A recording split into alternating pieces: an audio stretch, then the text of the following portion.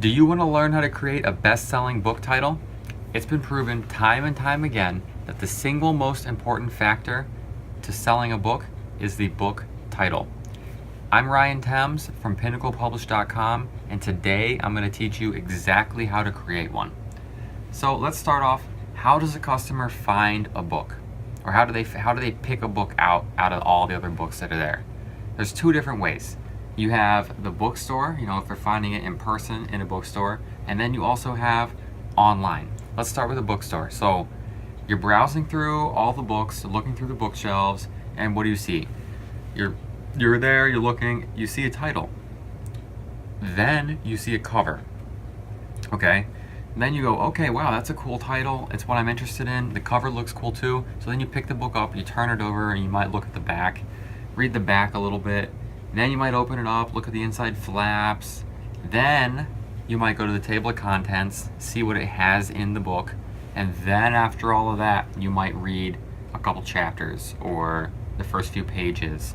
And then you'll finally look at the price after you've decided, hey, this might be a book I'm interested in. Now, let's talk about online. So online, you'll type in a keyword, and then you'll look through all the titles and go, wow, that's a title I think I like. And then you'll look over and you'll look at the book's cover, and then you'll click on the listing. That'll take you to a description, which is kind of like the back page of the book. You'll read the description, and then if you still like it, you might click on it and preview the book. So read the first few chapters and read the table of contents and all of that. And then you'll say, okay, I want this book, and you'll go look at the price to verify if it's within your range or not. So in both of these scenarios, the very first thing that you do is you read the title, and then you read the book cover, or maybe both simultaneously. But either way, you can see the importance of a very, very good book cover and book title. So today we're going to talk about book titles. So to create a best-selling and good book title, you need to pass 3 different criteria. 1, it needs to be interesting and it needs to be intriguing, okay? 2, especially with nonfiction, it needs to provide value, okay? It needs to provide what the book's gonna do for the customer. And then 3, the title needs to be discoverable, okay? So let's talk about 1, interest and intrigue. So if you want a book to be interesting and you want it to be intriguing, I mean, think about it. For this, let's take the example of a book called Cloudy with a Chance of Meatballs. Everybody probably knows this book from the movie that they made, but what people don't know is that it was actually a book before the movie, okay?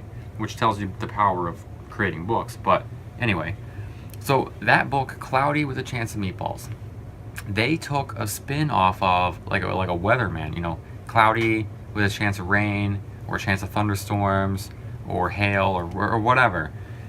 Everybody's used to that saying. They've heard it all the time. They're familiar.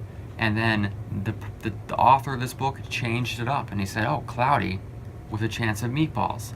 Now, people are going to read that and they're going to go, wow, that's weird, that's intriguing, why, what does that mean? And they're going to click on it, or they're going to pick it up and go, what is this?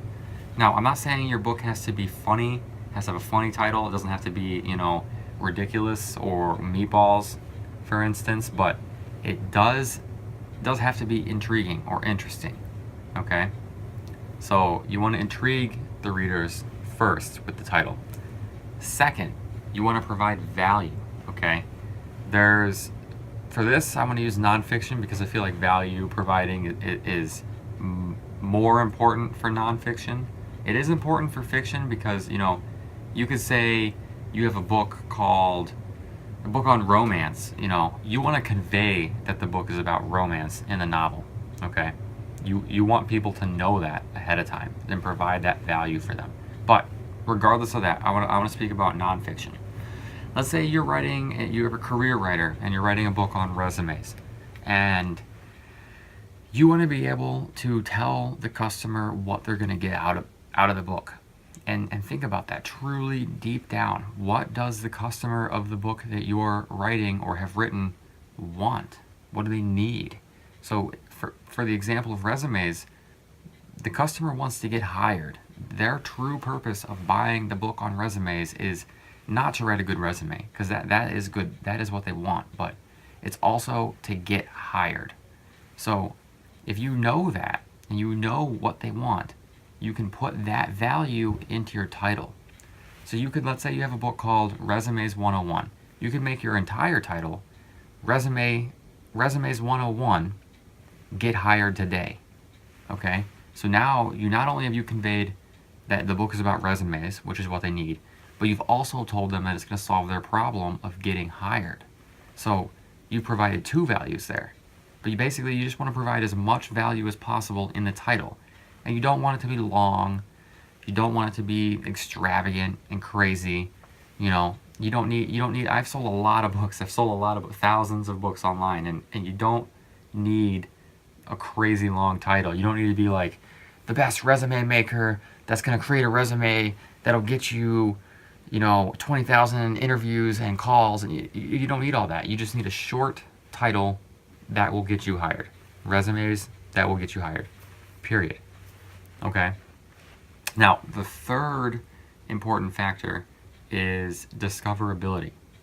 So when you're creating a title, I found that one of the most important factors is your book needs to be discoverable. And by that I mean people need to want it. People need to be searching for it. People need to be hungry for that topic. Okay?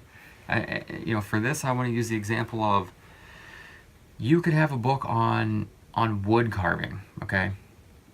Now, I'm not knocking people who carve wood. That's cool. But how many people out there do you know that are going to actively be searching for a book on how to carve wood? Probably not that many. There probably are some people who want to know, but the people who want to carve wood might more likely be interested in videos or whatever, or something else, a class maybe. But it's not a huge market. There's not a lot of people researching books and looking for books on wood carving. Now, if you were to say, again, let's go back, romance novels, or romance erotic novels, or novellas, or, romance in general, there is tons and tons of people looking for romance books. Millions of people. Okay, that's discoverable.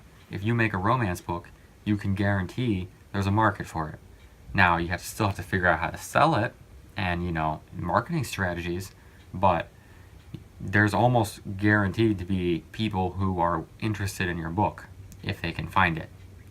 So that's discoverability. And you can do this through a couple different ways. Keywords, really. You want to find the keywords that the people in your niche and your category are interested in. And then you also want to pick a niche and category that's broad enough that you can get discovered, but maybe not too broad that there's too much competition. Like, for instance, romance again, huge topic, millions of people, but also millions of books competing. So it might be better in your interest to narrow that down a little. So you could go maybe romantic erotica, or dark romance, or I'm not really sure, but you could narrow it down. There are subcategories within the category of romance. So if you really want to have a best-selling book title, it needs to pass those three things: interest and intrigue, value, and then discoverability. So thanks for watching this video, guys. If you liked it or it helped you out in any way, leave a comment below, like the video, or subscribe to our channel. Have a good day, guys.